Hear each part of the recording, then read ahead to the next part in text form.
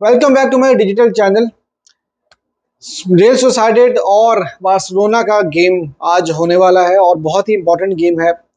Specially Barcelona के लिए काफ़ी ज़्यादा इंपॉर्टेंट गेम है क्योंकि पिछला गेम हम रियल मैड्रिड के अगेंस्ट हार गए होम पर।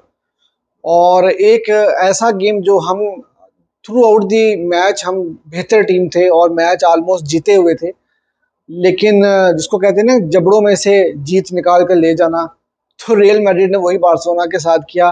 छोटी छोटी मिस्टेक्स, माइनर जो चीज़ें थी वहाँ पर हम लोगों ने लैक किया और हम लोगों ने 3 बहुत इंपॉर्टेंट पॉइंट जो है वो लूज़ कर लिए थे। अब इस वक्त हम टॉप पोजीशन से 4 पॉइंट नीचे हैं और अगर रियल सोसाइडेड की बात करें हम, तो वो भी बहुत अच्छी टीम इस वक्त जा रही है और 5वें नंबर पे है इस टाइम पर वो टेबल के ऊपर, और यूरोप में अनबीटन है। बहुत इंपॉर्टेंट चीज़ है ये देखने की कि उनका ग्रुप इतना आसान नहीं है। अगर हम उनके लेवल पर आकर देखें और उनकी हिस्ट्री उठाकर देखें तो उस हिसाब से रियल सोसाइडेड काफ़ी अच्छा कर रही है। टॉप ऑफ द टेबल है वो। इंटर मिलान सेकंड पोजीशन के ऊपर है, एक गेम भी अभी तक नहीं हारे यूरोप में वो चैंपियंस लीग में। और उनके ग्रुप में बेनिफिका जैसी टीम भी मौजूद है जिसने एक पॉइंट भी नहीं लिया। तो ये इसका मतलब ये है कि उनकी टीम बहुत अच्छा कर रही है। और ला लीगा में भी ऑलरेडी वो 5वीं पोजीशन के ऊपर है 19 पॉइंट के साथ। और रिसेंट टाइम्स में भी जब उन्होंने रियल मैड्रिड के अगेंस्ट खेला था तो वहाँ पर भी उनको बहुत ज़्यादा तंग करके जो है वो आए थे और अनलकी रहे थे कि जहाँ पर वो रिजल्ट नहीं निकाल सके अपने लिए और मैच वो हार गए थे। लेकिन उनके जो मेन प्लेयर हैं वो है कोबू, जो कि बार्सिलोना ला मासिया की प्रोडक्ट हैं। और हमारे कोच हैं जावी, उनसे भी पूछा गया कि आपने किस तरह के प्लेयर को जो है वो जाने दिया था, तो उन्होंने ये बात की कि नो डाउट वो बहुत इंपॉर्टेंट प्लेयर हैं। और जब वो बार्सिलोना छोड़कर गए थे तो उस टाइम पर वो कोच नहीं थे ऑब्वियसली। तो अगर हम उन रियल सोसाइडेड की बात करते हैं प्लेइंग स्टाइल की, तो वो अक्सर जो खेलते हैं 4-4-2, 4-1-2-1, ये दो फॉर्मेशंस वो यूजुअली ज़्यादा स्टार्ट इसी तरह से करते हैं। और 4-4-2 से ज़्यादा खेलते हैं, डायमंड बनाकर खेलते हैं मिडफील्ड में। और डिफेंसिवली अगर आप उनको देखें तो बहुत ज़्यादा ऑर्गेनाइज टीम है, पेशेंस के साथ पोजेशन रखने वाली टीम है। पोजेशन रखना जो है वो जानते हैं और काफ़ी पेशेंस के साथ बॉल को जो है वो मूव करते हैं ऑन द पिच। और गोलकीपर का बहुत अच्छा इस्तेमाल करते हैं। गोलकीपर एक उनके जो है वो एक बहुत इंपॉर्टेंट रोल प्ले करते हैं जब वो गेम स्टार्ट कर रहे होते हैं। मतलब अक्सर औकात आपने देखा होगा कि गोलकीपर्स अक्सर पीछे से स्टार्ट लॉन्ग शूट्स लेकर जो है वो स्टार्ट कर रहे होते हैं, लेकिन इनका गोलकीपर की प्रॉपर इन्वॉल्वमेंट होती है। तो काफ़ी ज़्यादा मुश्किल गेम है बार्सिलोना के लिए, अवे फ्रॉम होम खेलेंगे। और बार्सिलोना जो है वो, आपको पता है कि अब पॉइंट्स लूज नहीं कर सकते क्योंकि first half of the season में बार्सा ने जितनी भी बड़ी गेम्स खेली वो होम पर खेली हैं। और अब second half of the season जब स्टार्ट होगा तो वहाँ पर जितनी हमने बड़ी गेम्स खेलनी है, जो बड़ी टीम्स हैं ला लीगा में, वहाँ पर हमने जो है वो अवे फ्रॉम होम खेलना है। रियल मैड्रिड के अगेंस्ट भी, एटलेटिको बिल्बाओ के अगेंस्ट भी, सेविया के अगेंस्ट भी। तो काफ़ी ज़्यादा मुश्किल होगा सेकंड हाफ, इसलिए फर्स्ट हाफ में हम ऑलरेडी 4 पॉइंट जो है वो पीछे हैं टॉप पोजीशन से। और जो रियल मैड्रिड की हार थी वो काफ़ी ज़्यादा बार्सा फैंस को और बार्सिलोना की टीम को जो है वो हॉन्ट करके गई है और कर भी रही है। क्योंकि आपने गुंडोगन के भी कुछ कमेंट्स देखे होंगे कि उन्होंने भी किस तरह से कमेंट्स पास किए थे और उसका बाकायदा प्रेस कॉन्फ्रेंस में जावी से सवाल भी किए गए। अब टीम के लिए जो बात की जाए तो काफ़ी अच्छी खबरें हैं टीम के बारे में। एक ये कि आपके कुंदे वापस आ चुके हैं, पैड्री फिट हो चुके हैं। लेकिन पैड्री को ऑब्वियसली ज़्यादा टाइम नहीं मिलेगा और मेरे ख्याल से 15-20 मिनट, जो मैंने रिपोर्ट्स कुछ पढ़ी कि उनको 15-20 मिनट जो है वो प्लेइंग टाइम दिया जाएगा।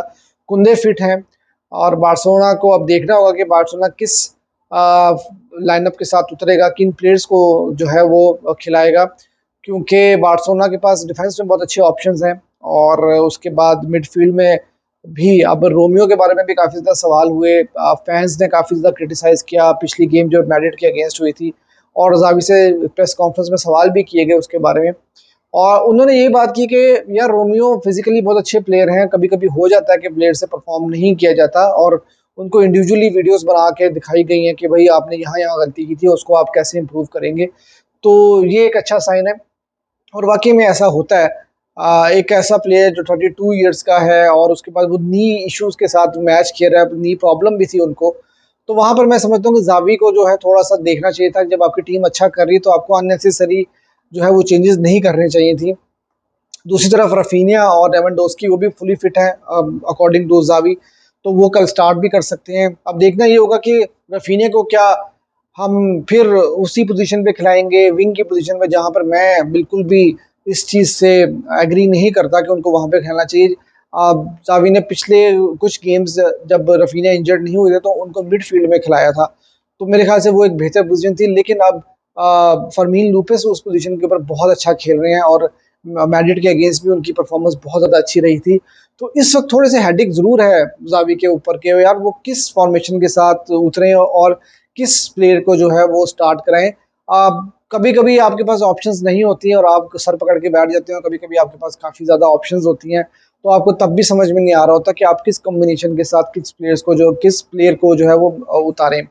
अब दूसरी तरफ अगर बात की जाए तो कैंसिलो के बारे में भी ये बात कही जा रही है कि कैंसिलो को बहुत ज़्यादा खिलाया गया, लेकिन जावी ने ये बात कही है कि कैंसिलो जो है वो काफ़ी फिजिकली जो है वो फिट हैं और वो बिल्कुल उनको कोई ऐसा इशू नहीं है कि उतनी ज़्यादा गेम्स खेलने के बाद। तो मुझे लगता है कि कैंसिलो तो स्टार्ट करेंगे ही, लेकिन अब सेंटर बैक में कौन से प्लेयर्स होंगे, क्या क्रिस्टनसन और अरोहो का पेयर खेलेगा या कुंदे को स्टार्ट कराया जाएगा इंजरी के बाद से फौरन, या इंगिनो मार्टिनेज, उनकी गेम भी काफ़ी अच्छी रही थी, तो ये एक देखने वाला सवाल होगा। फिर उसके बाद अगर हम देखते तो लेफ्ट बैक पे बल्दे, उनको काफ़ी ज़्यादा इंप्रूवमेंट की ज़रूरत है फाइनल थर्ड में स्पेशली।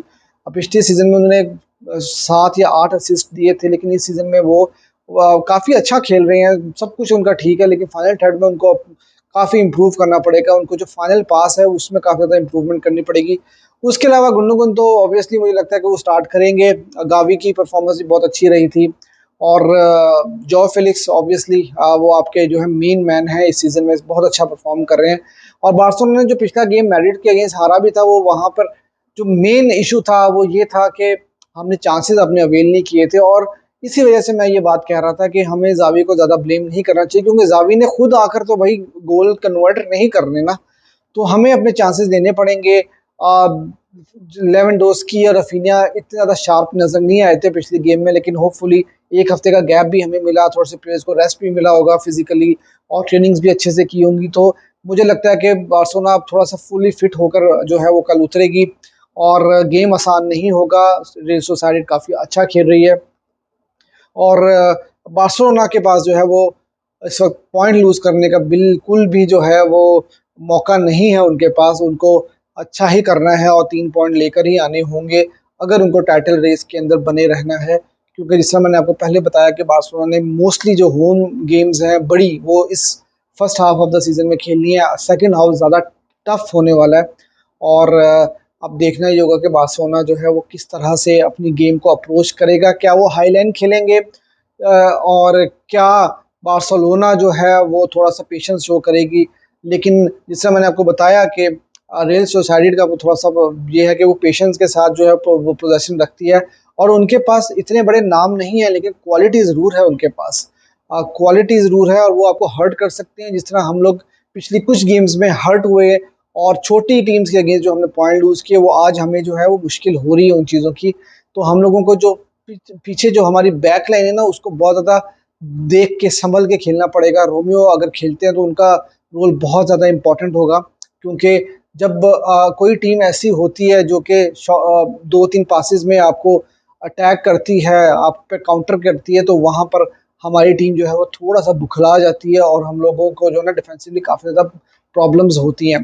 तो आई होप कि बार्सिलोना यहाँ से रिजल्ट अपने फेवर में निकाल के लाएगी और बहुत मुश्किल है प्रिडिक्ट करना कि क्या होगा कल के गेम में, क्योंकि मुझे कोई इतनी ज़्यादा ऐसी चीज़ें ऐसा नहीं समझ में आ रहा कि शायद हम बहुत कन्विंसिंगली ये गेम जीत जाएंगे, लेकिन आई होप कि बार्सिलोना 2-1 से इस गेम को ज़रूर जीतेगा। और आप भी मुझे कमेंट सेक्शन में ज़रूर बताइएगा कि आप क्या इस गेम से जो है वो प्रिडिक्ट करते हैं स्कोर लाइन, और आपको लगता है कि क्या बार्सिलोना ये गेम आसानी से जीत पाएगी कि नहीं। Do let me know in comment section.